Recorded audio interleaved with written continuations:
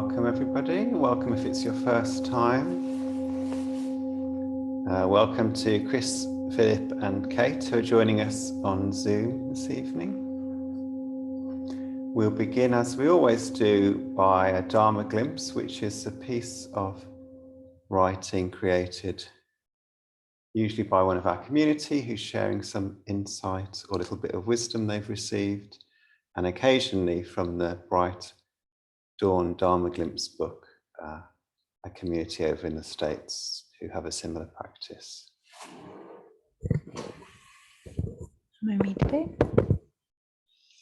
So this evening this is called Perfection, and it's by Kyle Williamson. This last weekend I was babysitting my nephews and we decided to work on an art project. The older one wanted a gloved hand like his favourite superhero, Iron Man. The younger one just wanted to be part of the fun. So I traced the older one's hand and began cutting out the tracing. I then handed the cutout over to him and he coloured it in red and gold crayon.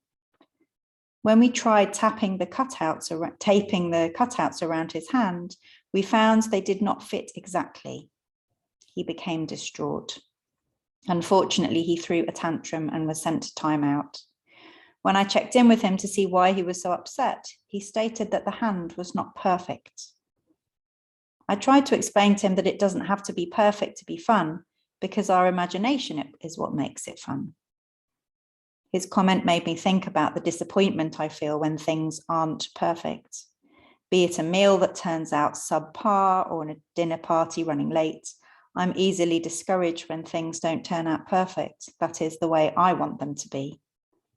I find it amazing that as early as 5 years old, we find ourselves frustrated with a lack of perfection. Buddhism believes that the source of this frustration stems from our own assumptions and attachments. If we think something should be a certain way, there is no room for flexibility when the reality does not meet our mental assumptions. Perfection is an idea in my mind, it is not reality. I need to reflect on this idea and try to free myself from my assumptions about how things are and my attachments to how things should be. The frustration and disappointment that I experienced are all self-imposed. This suffering is avoidable if I follow the Four Noble Truths. In Ocean, Kenneth Tanaka says, people expect life to be 1, smooth, 2, mine, 3, always the same, and 4, lousy, have unwholesome views. They are going against the 4 marks of existence. To help us remember this, I say think big, but don't think small. Smooth, mine, always, and lousy. I got to keep going and think big, not small. No need to.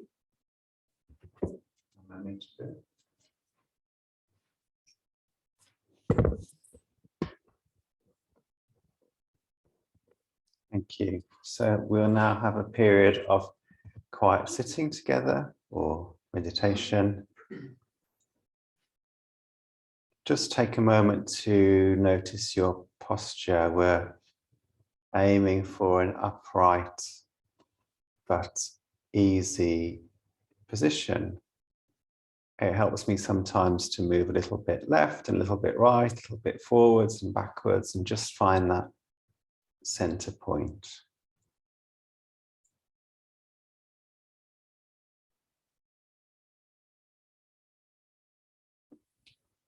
It's very common to say meditation helps calm the mind, and that is one of the things that it can do. But actually our experience can be all sorts of different things, sometimes calming, sometimes learning that we're not calm, getting to know ourselves more deeply, sometimes insights appearing. And it's helpful to trust that regardless of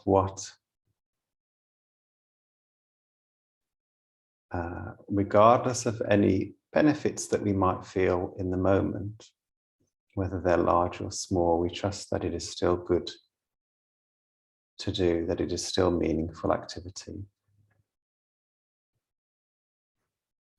So beginning by noticing the breath, the cooler air entering at the tip of the nose, the warmer air leaving. Not trying to change the breath or breathe in any particular way, just noticing how it is moment to moment.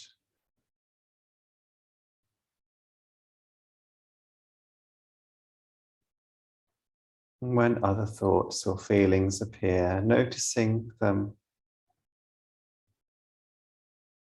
without adding to them or without pushing them away, and gently bringing awareness back to the breath.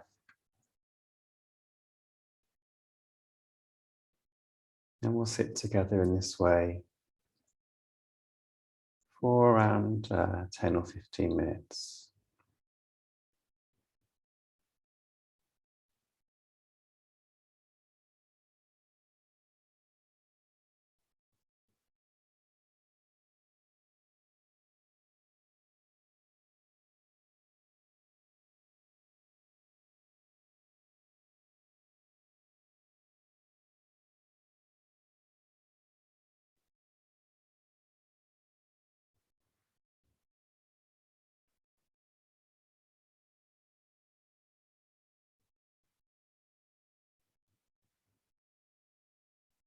And if the mind and body become particularly quiet and peaceful, you can let go of awareness of the breath and just dwell in the peace.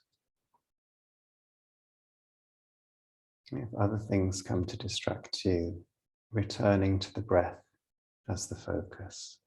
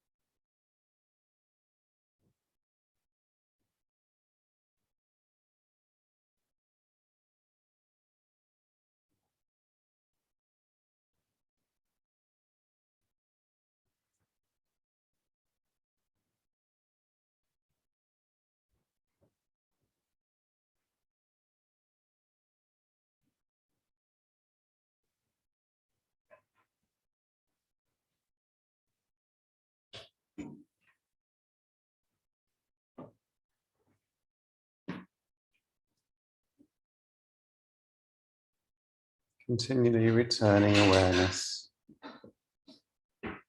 to the breath.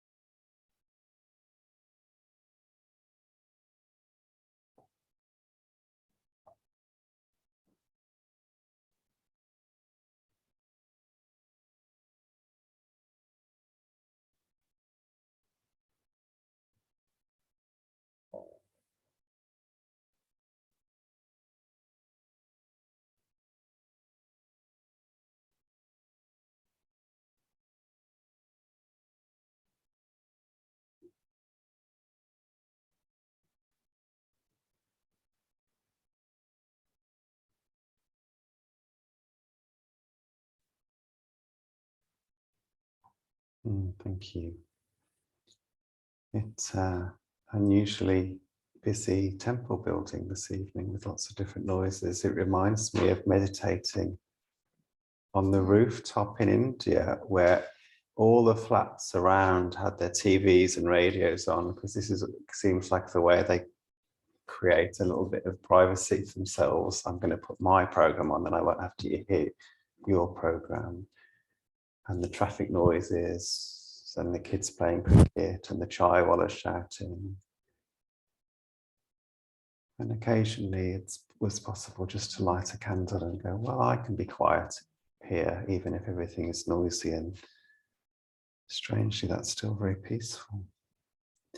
So we'll move into a period of chanting now. We're going to recite the word Amitabha, which means infinite light. And the light is compassion. It is the wisest form of love, love for all beings. So we're invoking and evoking that quality, but sometimes when we're chanting, you may get a sense of that in your heart, of being held by compassion or by compassion appearing. And sometimes you might not notice it. So the practice is as much about trusting as it is about feeling these qualities. Like even today, when it's really miserable and rainy, we trust that the sun is still in the sky somewhere. And so with this particular practice of chanting, the Nembutsu, it's called, we're trusting that that compassion is there, it's around somewhere. That loving kindness is around somewhere, even if we can't quite get hold of it ourselves today.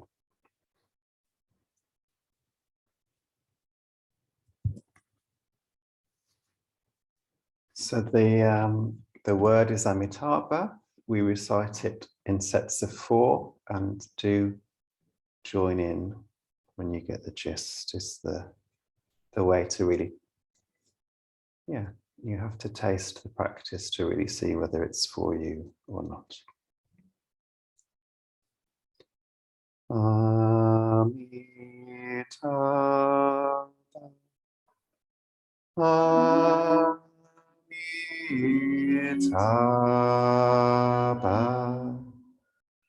Amitabha.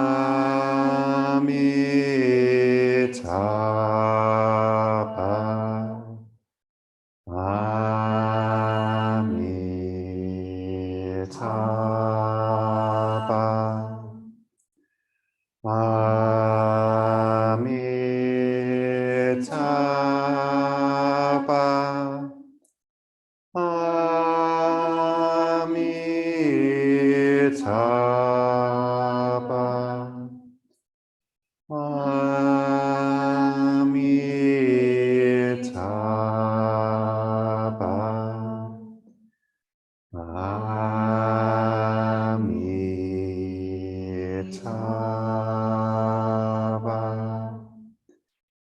Amitabha. Amitabha.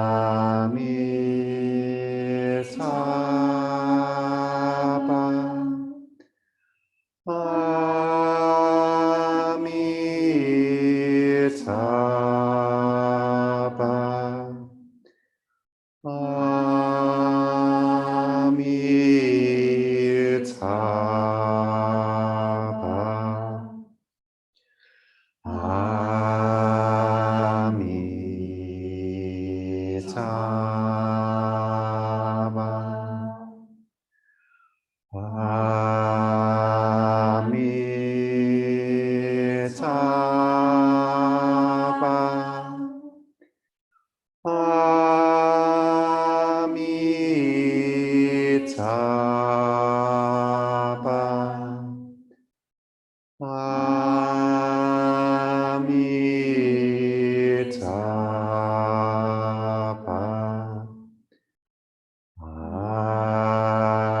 Amitabha.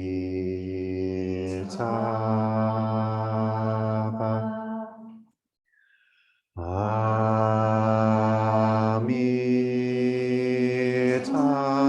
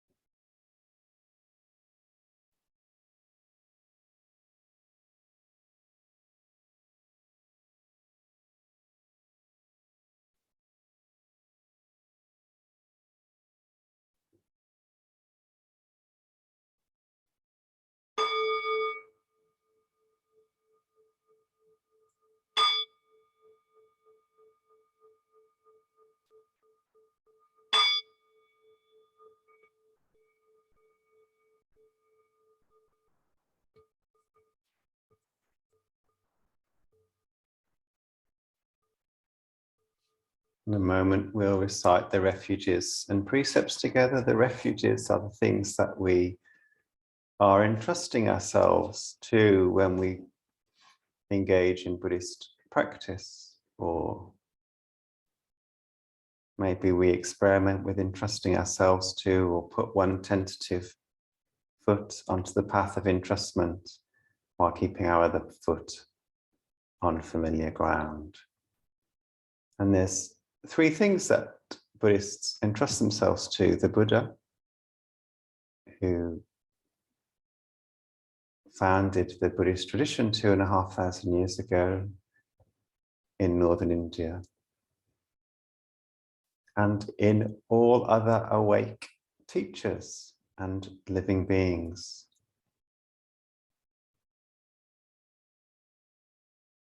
In the Dharma, which is both the words that the Buddha spoke that have been passed down to us and the truth of things as they are, that we live in a world of suffering and that there is also love here, that it is always possible to find love in the midst of any darkness. And the third jewel, as it's called, the Sangha, the community of those people who are practicing the Buddha's teachings. So please repeat after me. For refuge, I go to the Buddha. For refuge, I go to the Buddha. Namo Buddhaya. Namo Buddhaya. For refuge, I go to the Dharma. For refuge, I go to the Dharma. Namo Dhammaya. Namo Dhammaya. For refuge, I go to the Sangha. For refuge, I go to the Sangha. Namo Sanghaya. Namo Sanghaya. And now we recite the 5 precepts that the Buddha gave to lay people. You can either say these with the intention of keeping them, or simply in saying them, voicing your support for other people who are choosing to keep them. And they're sort of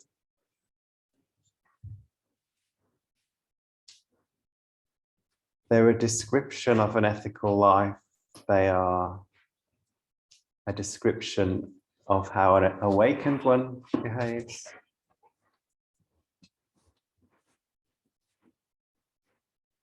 There's something to aim ourselves towards. We're not expected to be perfectly ethical beings. With faith in the 3 jewels, With faith in the 3 jewels, I pray that I may not take life. I pray that I may not take life.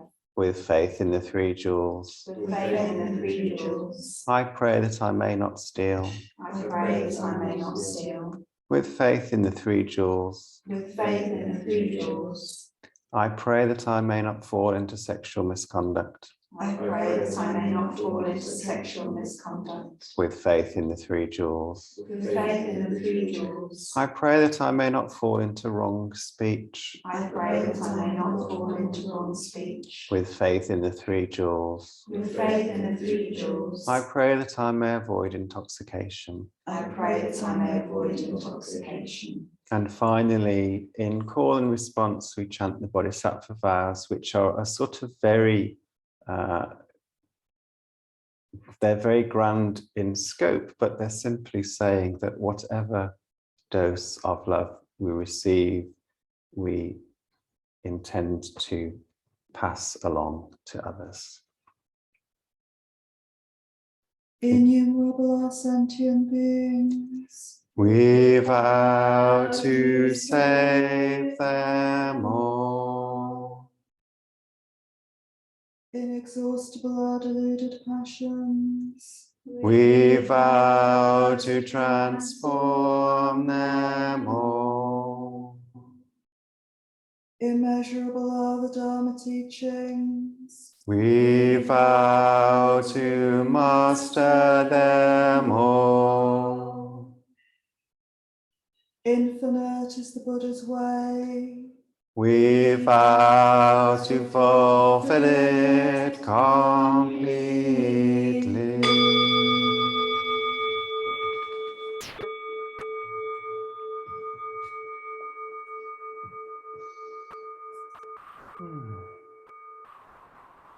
I've been thinking a little bit about ritual and ceremony this week, partly because I was at a talk by Osho Zenjin Earthlyn Manuel, who was talking about those things. Partly it'd been on my mind already, although I think a lot of the reason it was on my mind is because I'd already read her book, so she probably should take quite a lot of the credit for this talk. She describes ritual and ceremony as including all the things that different Buddhist groups do when they come into rooms like this, whether they are groups that have a lot of complicated ritual and ceremony or a kind of medium amount like we do here, or hardly any at all, and they just sit in silence for 40 minutes and then walk in silence and sit in silence. Even that is a form of ritual, from the way that in Zen temples people are instructed to hold their hands or to use their left foot as they step in through the door, which really is a way of saying, pause for a moment and collect yourself and take a breath before coming into the shrine room. A slightly more playful and creative way of saying that. And what she's suggesting is that the real teaching is in all of these things. The job of the bit where I'm talking is to get you to try something out, is to get you to sit quietly or to bow, to do something wholeheartedly. In the middle of the talk, she has to sort of pause and make this motion with her hands, which I've never seen any Buddhists do before. But as I did that, my mind became completely quiet because all I was doing was moving my hand. And there's something about when we wholeheartedly engage in doing something, there's the possibility of dropping out of thought and into just experiencing what's happening in the present moment. And when you do this over and over and over again, what you discover is there's layers and layers of meaning to it. So at the very end of practice, I will invite us to tidy our seats and bow to our seats. And of course, one of the functions of this is that it keeps the room tidy. And it means that somebody doesn't have to come in and do that afterwards. That's one very prosaic layer of meaning. Another is that we are bowing to the seat that we sat on, and we can express our gratitude for that chain of cause and effect that led that seat to exist. The many hands involved in the weaving and sewing and stuffing if we're sitting on a cushion, or the welding and riveting and upholstering if we're on a chair, which is on a carpet that was made by somebody else, which is on floorboards that were put into this building 200 years ago. Uncountable things to be grateful for. And we're also bowing to the whole earth in that moment. And we can know that in our minds. I can tell you that now, and you might think, oh yeah, bowing to the whole earth. And maybe occasionally, as you do that, a sense of vastness appears, which might come with some clarity. Oh, I feel deeply connected to other living beings, to the whole earth. I'm feeling really grateful and moved that my seat is here. Or it might come with some confusion. Oh, I just feel open-hearted and my mind's open and I'm bowing and I'm feeling things and I don't know what to make of that. But wow, isn't the universe a big place?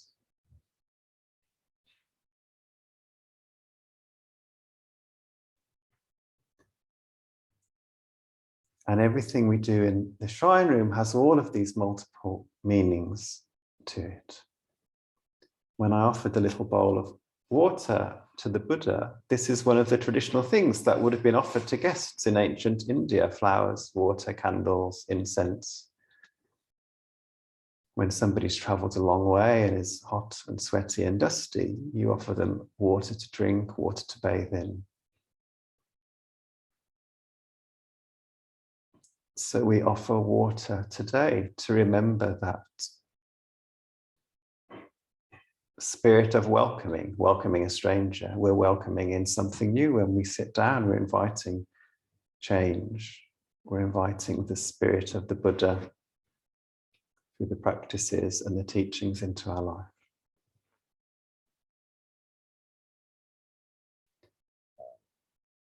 And our bodies are 70% water. And when we're offering water, I can think, oh, I'm offering myself, I'm offering my life.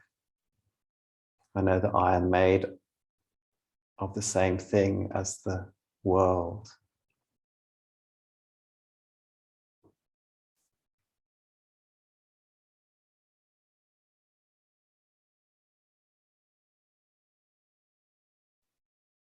It's very tempting, particularly when there's beginners here, to say, this means this means that, this is what you'll get out of it. Do these 3 things, you'll be more peaceful, you'll be more loving.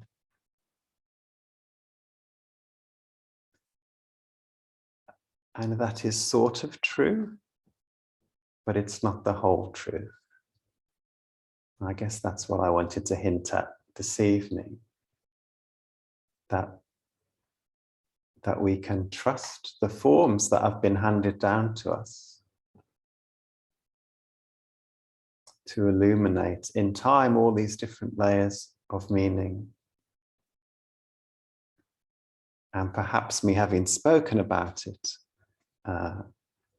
we'll practice engaging in them in a more wholehearted way.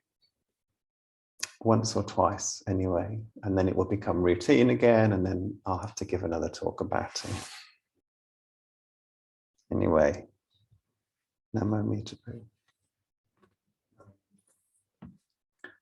So in a moment, Fee will ring the Incan bell, which will invite us to stand, and we'll make 3 full bows to the main shrine, chanting Namo Mitapu, which is a different version of the same thing that we said earlier. So we're invoking that same spirit of loving kindness and compassion. And I could tell you something about what bowing means, but actually I could just try it and see what it feels like, and you'll find out. And I can't tell you what that's like. Namo Mitapu.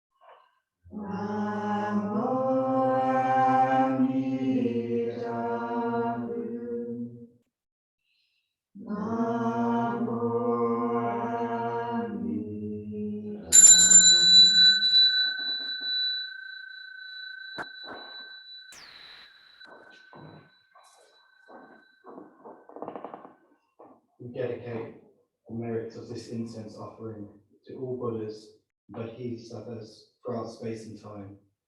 May it be fragrant as earth herself, reflecting our careful efforts, our wholehearted awareness, and the fruit of understanding slowly ripening.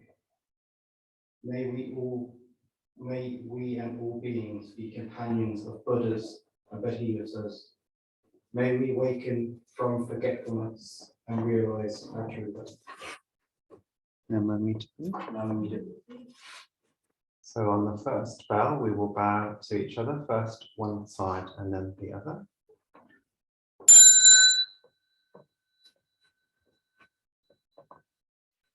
And then to the main shrine on the two bows. Now we tidy our seats and bow to our seats.